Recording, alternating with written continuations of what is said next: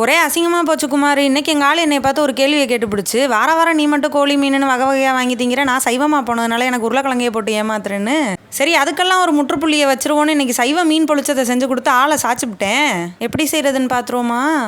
வாழைக்காயை 4 துண்டாக மீனாட்டம் வெட்டி தண்ணிக்குள்ளே போட்டு வச்சுவிட்டு மஞ்சத்தூள், மிளகாத்தூள், மல்லித்தூள், கரம் மசாலா, தயிர், உப்பு, இஞ்சி பூண்டு பேஸ்ட்டு எல்லாத்தையும் சேர்த்து நல்லா பிரட்டி அதை வாழைக்காயில் தடவை 1/2 மணி நேரம் ஃப்ரிட்ஜுக்குள்ளே ஊற வச்சுவிட்டு அது ஊறுற கேப்பில் ஒரு கடாயில் சோம்பு சீரகத்தை சேர்த்து பொரிய விட்டு வெங்காயம், கருவேப்பிலை, பச்சை மிளகாய், இஞ்சி பூண்டு பேஸ்ட்டு எல்லாம் சேர்த்து நல்லா வதங்கினதுக்கப்புறம் அதோட தக்காளியும் சேர்த்து வதக்கி விட்டு கொஞ்சம் உப்பு, மஞ்சத்தூள், குழம்பு மிளகாத்தூள் எல்லாத்தையும் போட்டு தண்ணியை ஊற்றி தொக்காட்டம் வந்ததுக்கப்புறம் அதை அமர்த்தி இறக்கி இங்கிட்டு தோசைக்கல்ல போட்டு நம்ம ஃப்ரிட்ஜில் வச்சுருந்த வாழைக்காயை எடுத்து 2 பக்கமும் நல்லா பொன்முருவலாக வறுத்து எடுத்துக்கிட்டு ஒரு வாழை இலையை எடுத்து அதை முன்னையும் பின்னையும் நல்லா வாட்டி எடுத்துக்கிட்டு அதில் நம்ம செஞ்சு வச்சிருக்க தொக்கை ஒரு லேயராக வச்சு நம்ம வறுத்து வச்சிருக்க வாழைக்காயை அது மேலே வச்சு திரும்ப இன்னொரு லேயர் தொக்கையும் வச்சு அதை கட்டி தோசைக்கல்ல இங்கிட்டு அங்கிட்டும் புரட்டி எடுத்தோம்னா ஒரு அருமையான சைவ மீன் பொழிச்சது ரெடியாயிருங்க.